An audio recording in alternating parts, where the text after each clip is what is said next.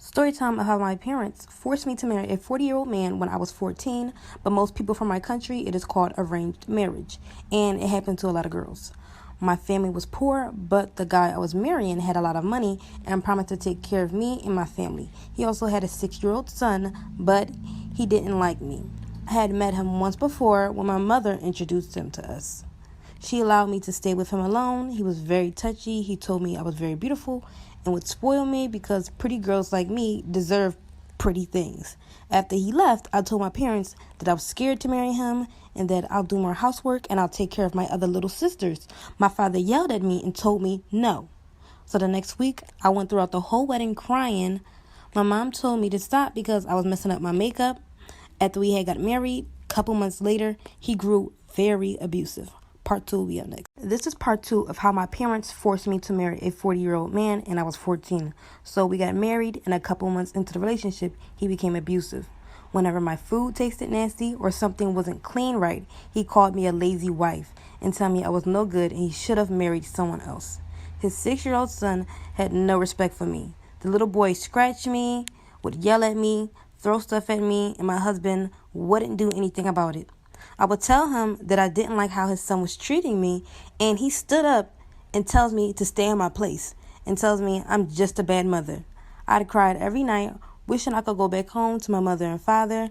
2 years later, when I turned 16, I found out I was pregnant. He was so happy about it, and for once, he treated me so sweet.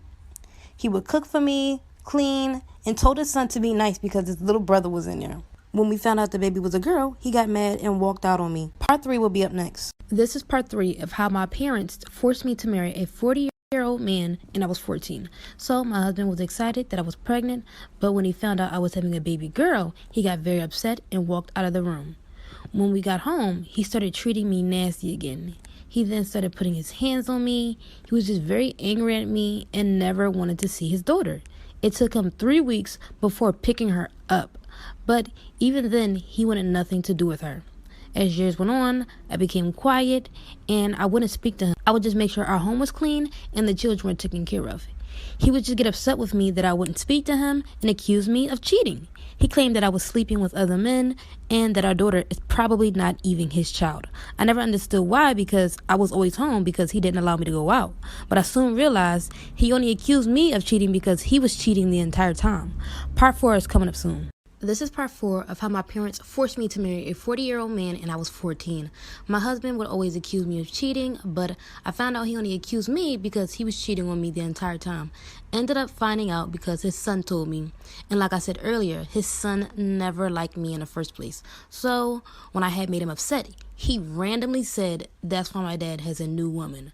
I was off about it, so I went to ask my husband about it, and he admitted to it. He was very blunt about it, and he told me it was because the lady tempted him. I believed him at the time, but as time grew on, I started to become very insecure. I'd do whatever he wanted, but it was never good enough because he still kept stepping out of our marriage. On my 19th birthday is when I realized I had to figure out a way for me and my daughter to leave him. He didn't even say happy birthday to me, and that was my husband. I had no money, I didn't own anything, but I took a chance, so I packed whatever I could, and I planned for me and my daughter to run away while he went to work. This is part 5 of how my parents forced me to marry a 40-year-old man and I was 14. So like I said before, I made a plan for me and my daughter to run away while he went to work. When he left, I packed up food, clothes, and took money that we saved up just in case something happened. I woke my daughter up out of her sleep and I told her we need to go. I woke her son up and I told him we were going to the store and that we would be right back. He went right back to sleep and I gathered our things and took me and my daughter to the train station. She asked where we were going and I told her we were going to see our other family. When we got on the train, my daughter went to sleep and I cried because of all the pain I was put through with my husband. I left and I wasn't able to say goodbye to my mother, father, or any of my younger sisters. I didn't want any of them to know because I knew they were going to try to send me back. And leaving was the best decision that I made of my life. It's now been 23 years and I found my now husband and we're living a better life. And I bless God for allowing me to make story time about how I found out my husband gave me HIV while I was pregnant. So me and my husband were high school sweethearts. He was very kind, very in tune about my feelings, and we were like best friends. We never really did anything sexual because he didn't want our relationship to be like that. We were together for 6 years, waited until marriage to lose our virginity to one another. The year before getting married, I noticed he would stare at guys a lot, but I would never really think anything about it because at least he was not looking at girls.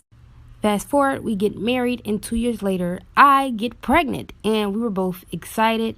When I get to the doctors, I get my yearly test done for STDs, of course, but as always, I'm clean. Maybe 1 or 2 weeks later, I get a call from the doctor saying I tested positive for HIV. Let me know if you guys want a part 2. Part 2 of how I found out my husband gave me HIV while I was pregnant. Like I said earlier, 2 weeks later, I get a call from the doctor saying I tested positive for HIV. I was shaking and crying, and I was so shocked. And the only thing I ever heard about HIV at the time was that I only had a couple months to live. I couldn't believe the only man that I've ever been with gave me this disease. I thought I was doing everything right, the right way, and still ended up being in a hole. I was so nervous to confront my husband because I didn't think it was like him to cheat on me, and I thought maybe he thought I was cheating. So the next day I pretended everything was fine. I lied to him and told him that my phone died and that I needed his to call my mother. He gave me his phone. I went into the bathroom and immediately I start snooping. As I'm going through his phone, I didn't see any texts from girls. So I'm like, maybe the doctor got the wrong test. I'm running out of time. Come back for part 3. Part 3 of how I found out my husband gave me HIV while I was pregnant. So, like I said, I went to his phone and I didn't see any texts from other girls. So, I'm thinking maybe the doctor called the wrong person. Anyways, I gave up on looking through his phone and I just talked to him.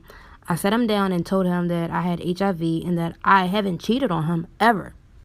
He looked at me and cried. He broke down in tears and apologized. I got so upset with him because I realized that he did cheat on me and I was really upset for our unborn child.